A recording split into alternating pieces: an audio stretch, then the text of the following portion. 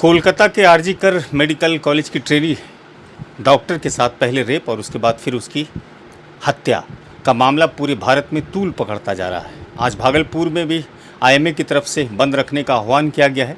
वहीं Jawaharlal Nehru medical college में कार्यरत सभी जूनियर डॉक्टर्स पिछले 2 दिनों से लगातार हड़ताल पर हैं। इन हड़ताल को लगातार कई चिकित्सकों के माध्यम से मजबूती मिल रही है, समर्थन मिल रही है। हमारे साथ होम्योपैथिक चिकित्सक डॉक्टर तनवीर हसन साहब हैं जो इस घटना पर बात रखेंगे।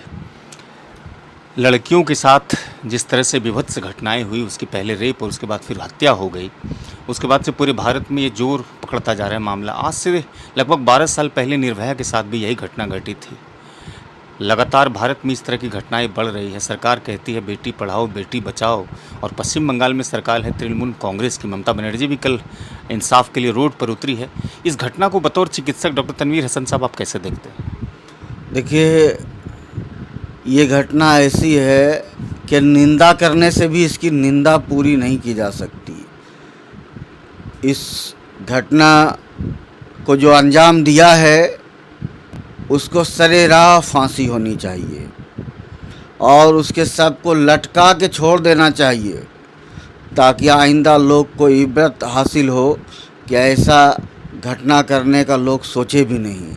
ये इतना दुखदाई घटना है, इतना पीड़ादायक घटना है कि कहा नहीं जा सकता है।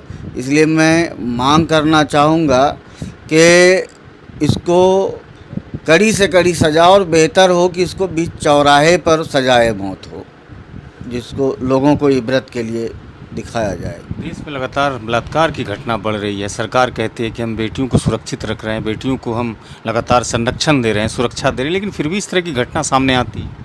देखिए, सरकार कहती है कि बेटी बचाओ बेटी पढ़ाओ, कहने में और करने में बहुत अंतर है। करनी कहीं नज़र नहीं आती है, कथनी नज़र आ रही है। इसलिए ये सब जो है ना, मैं नहीं मानता हूँ कि इसमें सरकार कामयाब हो पाई है। और दिन रात रोज़ाना बेटियों का, उसके कलकत्ता के बाद भी रेप का मामला आया है।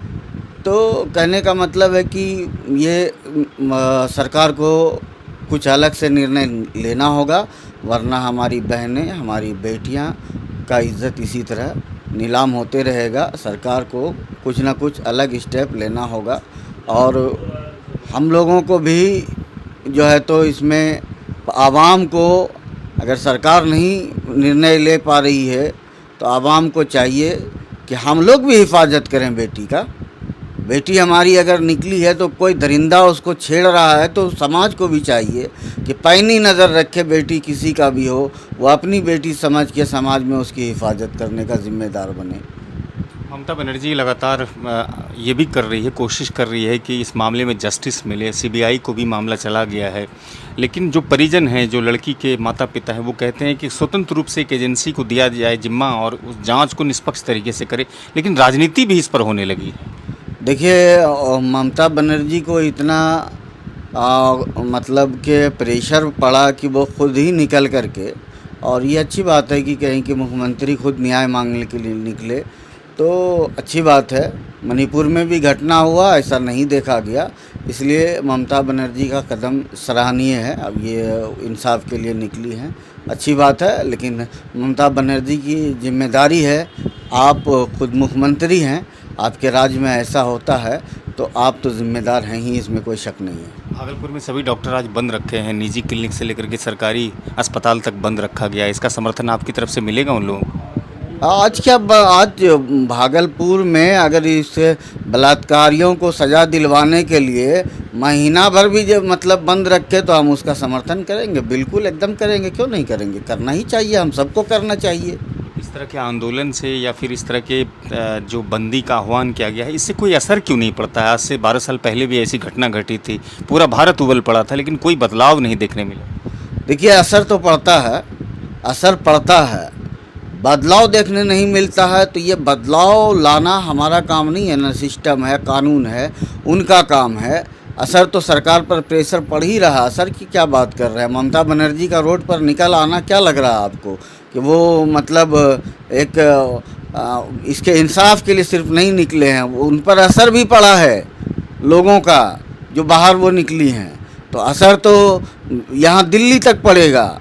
मोदी जी को इस पर जो है तो बोलना चाहिए और कड़ी से कड़ी सज़ा होनी चाहिए इसको, बलात्कारियों को, चाहे जहाँ में घटना घटित हो रहा हो। कई जगह पर इसके बाद, कलकत्ता के बाद भी कई जगह पर घटना घटित हुआ है। बड़ी अफसोस की बात है। डॉक्टर्स कहते हैं कि जो केंद्रीय कानून है उसकी सुरक्षा के लिए कानून बनना चाहिए और उसके बाद फिर डॉक्टर को सुरक्षित रखने का सरकार की तरफ से एक मजबूत गारंटी मिलना चाहिए। सरकार का कदम सराहनीय है, सुरक्षा तो मिलनी ही चाहिए डॉक्टर्स को, और डॉक्टर्स को ही नहीं, हमारे देश की तमाम बहन बेटियों को सुरक्षा मिलना चाहिए। वो चाहे मतलब डॉक्टर हो या कहीं मजदूरी करती हों दिहाड़ी पर, उन तमाम बेटियों को, बहनों को सुरक्षा मिलनी चाहिए। मेरी तो यही मंशा है और यही मैं कहना चाहूँगा। शुक्रिया, बात रखने के लिए बहुत शुक्रिया आपका। जी बहुत बहुत शुक्रिया। डॉक्टर तनवीर हसन साहब थे जो कोलकाता रेप कांड पर अपनी बात रख रहे थे। कह रहे थे कि राजनीति नहीं होनी चाहिए और बेटियों की सुरक्षा के लिए एक कानून बनना चाहिए, जिसके साथ ही भारत की छवि को और बुलंदी मिल सकती है। अगर इस तरह की जघन्य घटनाएं होती है समाज में तो ये समाज भी कहीं ना कहीं दूषित होता है। वीडियो अच्छी लगी हो तो साझा कीजिएगा, चैनल को सब पहले की तरह सब्सक्राइब कीजिएगा, फेसबुक पर अगर देखते हैं तो वहाँ भी पेज को फॉलो लाइक कीजिएगा। शुक्रिया।